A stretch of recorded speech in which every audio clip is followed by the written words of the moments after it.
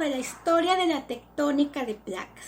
Ya me han escuchado mencionar esa teoría por aquí muchas veces y de hecho tengo un video al respecto. A diferencia de la mayoría de las ciencias donde nos remontamos siglos atrás para hablar del origen de muchos de sus principios y leyes fundamentales, en geología las cosas son distintas. Pues resulta que la teoría central apenas fue formulada a principios del siglo pasado y finalmente terminada y validada en la segunda mitad del siglo XX. Estamos hablando de los años 60. Esto porque una de las dificultades de la geología, y que a su vez es una de sus características más emocionantes, es que los fenómenos geológicos son difíciles de predecir y de recrear en condiciones de laboratorio.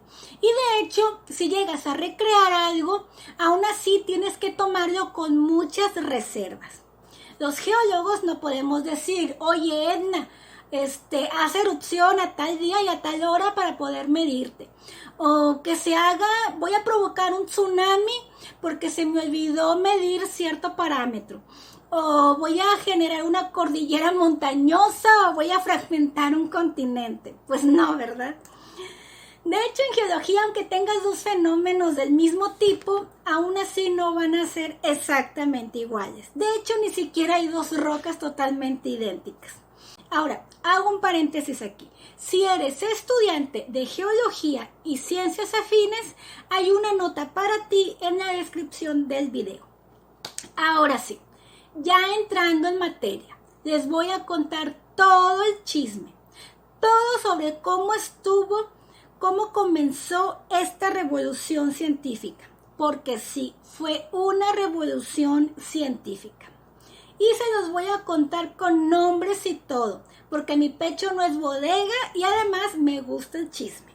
Ahora sí, resulta que Frank Bursley Taylor, un geólogo estadounidense, o sea, Don Frank para los amigos, escribió un artículo con sus ideas de la deriva continental en 1908 y lo envió a la Sociedad Geológica de América. O sea, Don Frank decía que los continentes derivaban, o sea, se movían. Y también mencionaba que las formas de África y Sudamérica en su parte atlántica concordaban y que esto significaba que estas masas de tierra alguna vez estuvieron juntas. Y también decía que los continentes colisionaban y que de estos choques eran los que se generaban las montañas. Don Frank había estudiado los Andes, la Rocallosa, los Alpes y el Himalaya. O sea, era riquillo y tenía dinero para andar viaje y viaje así bien fresa. No como tú que tienes que rendirle cuentas a los que te dieron la beca. Tenemos. Bueno, y como resultado de todos estos estudios, Don Frank concluyó que las montañas se pudieron haber formado debido a las presiones laterales enormes que deformaron y empujaron hacia arriba a la superficie terrestre. Pero a pesar de las evidencias que presentó, la comunidad científica ignoró a Don Frank. Así bien feo le dieron el avión. Ah, pero Don Frank no se dio por vencido. O sea, pues ¿qué es eso? Si tengo evidencia la tengo que defender. Y aquellos que se opongan, pues que lo hagan, pero con el método científico y con evidencia en mano. Así que Don Frank publicó 10 artículos sobre la deriva continental, hasta que 3 años después, un meteorólogo alemán, Alfred Wegener, Freddy para los amigos, se topó con 2 artículos de Don Frank y le interesaron tanto que decidió investigar. Entonces, sucedió que en enero de 1912, a partir de ese entonces, la hipótesis de la deriva continental se comenzó a conocer entre la comunidad científica con el nombre de la hipótesis Taylor-Wegener, lo cual a Don Frank no le gustó nada. Pero bueno, posteriormente, En 1915, Don Freddy publicó un libro llamado El origen de los continentes y de los océanos. Y en ese libro estableció el esbozo de su hipótesis radical, o sea, radical, de la deriva continental. How dare you. Bueno, oigan, pues resulta que Don Freddy se atrevió a sugerir que en el pasado había existido un supercontinente acá, bien mamalón, bien chido, al que llamó Pangea, que en el idioma de los dioses, o sea, el griego, quiere decir toda la tierra. Y pues que se le ocurre también plantear la hipótesis de que hace unos 200 millones de años este supercontinente bien chido se había fragmentado, o sea, se desintegró, se rompió, ¡zas!, se hizo pedazos, así como tu corazón por culpa de tu ex. Por lo que dichos pedazos vendrían siendo los continentes más pequeños que se movieron hacia sus posiciones actuales. Don Freddy y compañía recogieron evidencias sustanciales que apoyaban estas afirmaciones, como por ejemplo el encaje de los continentes. O sea, Don Freddy, así como muchos otros que también estaban convencidos de la hipótesis de la deriva continental, además de Don Frank, sospechó que los continentes podrían haber estado unidos en alguna ocasión al observar las evidentes semejanzas entre las costas de ambos lados del Atlántico. ¿A poco no? ¿Verdad que sí parecen piezas de un rompecabezas? Bueno, pero resulta que hubo detractores. O sea, ya saben que siempre debe de haber algún hater o troll por ahí. Bueno, esos detractores contestaron así inmediatamente. O sea, como cuando una vecina riega un chisme sobre ti y tú de repente vas así, te lanzas a desmentir. Bueno, así de intenso estuvo el asunto. Resulta que los geólogos detractores decían correctamente, cabe aclarar, o sea, no todos eran como esos trolls o haters feos como los que abundan en Twitter. Estos sí comentaban de forma correcta que las líneas de costa siempre se estaban modificando. Esto porque la costa está siendo siempre sometida a los efectos del clima y estos la destruyen, por lo que se van generando pedacitos de rocas que se van transportando al fondo del océano y se van acumulando, como lo que pasó con el arco llamado La Ventana que aparecía en la serie de Juego de Tronos y que se encontraba en la isla de Gozo en Malta, el cual fue destruido por la erosión, o sea, por los efectos del clima, así de triste. Entonces, volviendo a la pelea, los detractores decían que aun cuando hubiera tenido lugar el desplazamiento de los continentes, sería muy improbable un ajuste en la actualidad. Y también le dijeron que había además evidencias fósiles que indican que la mayor parte de las zonas emergidas habían experimentado periodos de levantamiento y de hundimiento en el pasado geológico reciente. Y que todo sub y baja de la superficie habría alterado de manera notable la posición de las líneas de costa globales. Don Freddy, de hecho, parecía consciente de esos problemas y además su ajuste original era bastante aproximado. Ahora, recordemos que lo que vemos en los mapas no es la forma real de los continentes, pero pues muchas veces la masa continental se extiende bajo el agua. O sea, por eso no siempre que vas a la playa significa que estuviste en el océano. Esto porque el borde de la plataforma continental actualmente se encuentra sumergido varios centenares de metros bajo el agua. Pues resulta que llegó otro miembro del Club de la Deriva Continental. Sir Edward Bullard y dos de sus colaboradores hicieron un mapa en el que intentaban ajustar los bordes de las plataformas continentales de África y de Sudamérica a una profundidad de 900 metros. ¿Y qué pasó?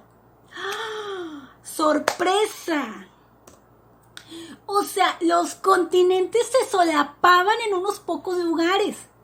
Pues se trata obviamente de regiones donde se han acumulado grandes cantidades de pedacitos de roca, lo cual ha aumentado obviamente el ancho de dichas plataformas.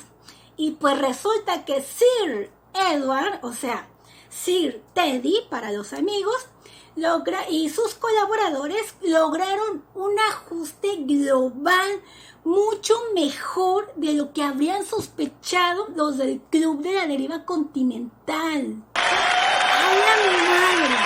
Bien. Posteriormente, don Freddy Wegner, aunque estaba intrigado por las semejanzas de las líneas de costa, que al principio pensaba que la idea de una tierra móvil era bastante improbable. Pero resulta que un día se encontró con un artículo donde se citaban pruebas fósiles sobre la existencia de un puente de tierra que había conectado Sudamérica y África. Y así que al ver esto, pues que se emociona y empieza a tomar en serio su propia idea. Entonces, resulta que don Freddy se pone a revisar en friega toda la literatura científica, así como tú cuando estudias a última hora para el examen final. Y que se va encontrando con que los paleontólogos, o sea, esos científicos que estudian los restos fósiles de plantas y animales, estaban de acuerdo en que era necesario un tipo de conexión de tierra para explicar la existencia de fósiles idénticos a ambos lados del Atlántico. Y que, bueno, eran masas de tierra que estaban muy separadas. Porque resulta que había pruebas de plantas y de animales que habían vivido al final del Paleozoico y al comienzo del Mesozoico, o sea, hace unos 245 millones de años aproximadamente. Así que don Freddy se encontró con un caso muy bien documentado en ese entonces, que viene siendo el del Mesosaurus, que era un reptil probablemente acuático con unos dientes bien grandotes, cuyos restos fósiles se encuentran en el este de Sudamérica y en el sur de África. O sea, que si el Mesosaurus hubiera sido capaz de nadar lo suficiente acá tipo Michael Phelps para atravesar todo el océano Atlántico, sus restos deberían de tener entonces una distribución mucho más amplia. Pero como esto no era así, entonces don Freddy supuso que Sudamérica y África debieron haber estado juntas de alguna manera. Las migraciones y las distribuciones de fósiles en ese entonces eran explicadas como producto de la existencia de puentes de tierra. O sea, se pensaba así porque en el último periodo glacial, la bajada del nivel del mar permitió a los animales atravesar el estrecho de Bering entre Asia y América, así como en la era de hielo cuando Manny y compañía entregan al bebé a los humanos que estaban a punto de cruzar el puente. Entonces, se pensó que esto ocurría siempre y que siempre había puentes acá bien chidos para atravesar continentes bien campantes.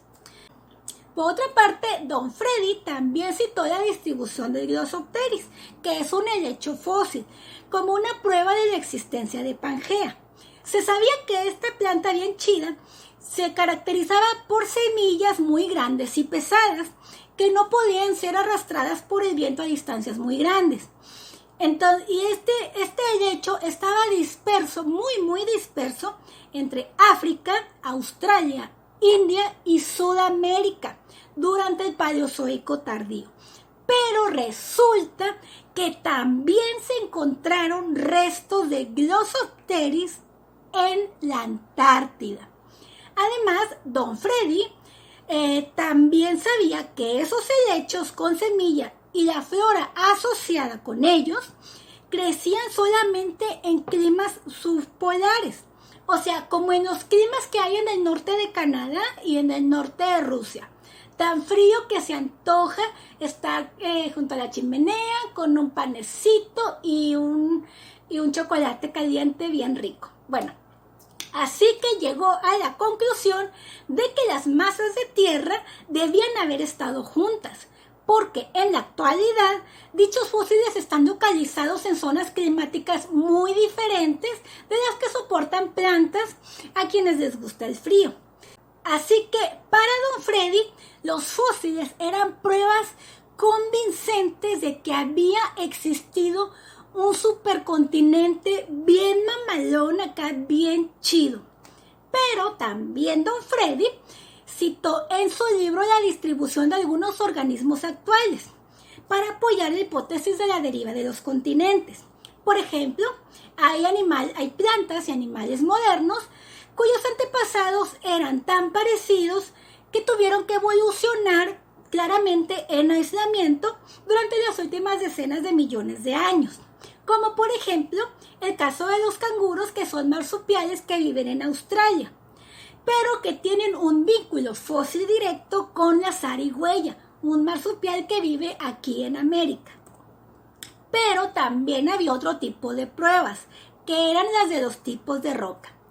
¿Se acuerdan que cuando jugamos al rompecabezas, lo que tenemos que hacer, además de unir las piezas que encajan, también la imagen debe ser una sola, ¿verdad? Tiene que ser una imagen continua. Así que la imagen que debe encajar en el rompecabezas de la deriva continental es la de los tipos de rocas y las cordilleras montañosas situadas en los continentes. Entonces, si los continentes estuvieron juntos en el pasado, las rocas situadas en una región concreta de una edad y tipo deben encajar con otras rocas de la misma edad y tipo que se encuentren en posiciones adyacentes. Y pues, ¿qué creen? Pues que esas pruebas existen en forma de cinturones montañosos que terminan en la línea de costa solamente para reaparecer después en las masas continentales situadas al otro lado del océano. O sea, esto está genial, ¿eh? Un ejemplo de esto acá bien chido es el cinturón que comprende los Apalaches y que se encuentran del este de Estados Unidos y posee una dirección noreste. Y viene desapareciendo en la costa de Terranova. Ahora, resulta que hay montañas de edad y estructura similar, comparables, que se encuentran en las Islas Británicas y en Escandinavia. O sea, así que cuando se reúnen estas masas de tierra, las cadenas montañosas forman un cinturón casi continuo. A Don Freddy le fascinaron mucho estas semejanzas y seguramente como buen alemán festejó con unos cuantos tarros de cerveza bien helada hasta caer bien pedo. Pero bueno, en sus propias palabras y probablemente con cerveza en mano, escribió: es como si fuéramos a recolocar trozos rotos de un periódico juntando sus bordes y comprobando después si las líneas impresas coinciden. Si lo hacen, no queda más que concluir que los trozos debían juntarse realmente de esta manera. Entonces, dado que Don Freddy era meteorólogo de profesión, estaba muy interesado en obtener datos paleoclimáticos en apoyo de la deriva continental. Y pues sí, trabajó muy duro y como todo esfuerzo tiene su recompensa, menos el tuyo cuando intentas impresionar a quien te guste, quien ya te ha dicho varias veces que no te ama. Bueno, el esfuerzo de Don Freddy sí rindió sus frutos y encontró pruebas de cambios climáticos aparentemente globales. Específicamente, dedujo de depósitos glaciales antiguos que grandes masas de hielo cubrían extensiones muy grandes del hemisferio sur a finales del Paleozoico, o sea, entre unos 220 y 300 millones de años. Así que en el sur de África y en Sudamérica se encontraron capas de til glacial de la misma edad, así como en la India y en Australia. El til viene siendo los fragmentos de roca dejados por los glaciares a su paso. Entonces, resulta que debajo de esos estratos, esas capas de fragmentos glaciares, había rocas estriadas y acanaladas. O sea, que en algunos casos las estrías y las acanaladuras indicaban que el hielo se había desplazado sobre la tierra desde lo que actualmente es el mar. Así que en muchos lugares que actualmente se encuentran cerca del Ecuador hay rocas con huellas que indican que por ahí pasaron glaciares. Don Freddy rechazó la idea de que la Tierra pudo haber atravesado un periodo de frío suficientemente grande como para generar glaciares muy extensos de casquete en lo que es una región tropical en la actualidad, algo así como una bola de nieve. O sea, Don Freddy no creía que todo el planeta se había cubierto de hielo, como para que éste alcanzara las zonas ecuatoriales, porque en el mismo periodo también había grandes pantanos tropicales en el hemisferio norte.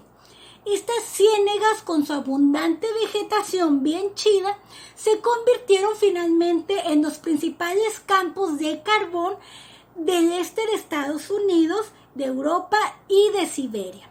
De hecho, los fósiles de estos niveles indican que los helechos que produjeron los depósitos de carbón tenían hojas bien grandes, o sea, bien mamalonas, lo que indica un ambiente tropical, como el que tienen allá en Centroamérica, bien chido. Además, a diferencia de los árboles de climas más fríos, estos árboles carecían de anillos de crecimiento, lo cual es una característica de las plantas tropicales, porque esta ausencia de anillos de crecimiento es generada porque no hay grandes cambios estacionales de temperatura.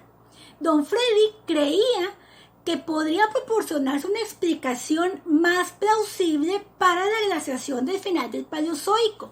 Se reunían masas continentales en un supercontinente acá bien chido, en el cual Sudáfrica se encuentre centrada en el hemisferio sur. Y esto explicaría las condiciones necesarias para generar extensiones enormes de hielo glacial sobre gran parte del hemisferio meridional. Al mismo tiempo, esta geografía colocaría las masas septentrionales actuales cerca del Ecuador y explicaría los enormes depósitos de carbón. Don Freddy estaba convencido de que su explicación era correcta y escribió: esta prueba es tan convincente que por comparación todos los demás criterios deben ocupar una posición secundaria. Pero por muy convincente que fuera esta evidencia, la deriva continental no fue aceptada en ese tiempo por la comunidad científica. Pero, ¿qué sucedió después de que el libro de Don Freddy fue traducido a otros idiomas? Y más geólogos alrededor del mundo pudieron leer su hipótesis. ¿Cómo recibieron esas ideas los geólogos de este lado del Atlántico? ¿Acaso hubo pelea? Eso se los voy a contar en el próximo video. Por lo pronto, síguenos en nuestras redes sociales, las cuales van a aparecer en la descripción del video. Cualquier duda, comentario o sugerencia, no duden en dejarlo en la sección de comentarios. No olviden suscribirse y compartir, pues eso me ayudaría bastante para poder seguir mejorando. Yo soy Marichuy y nos vemos hasta la próxima.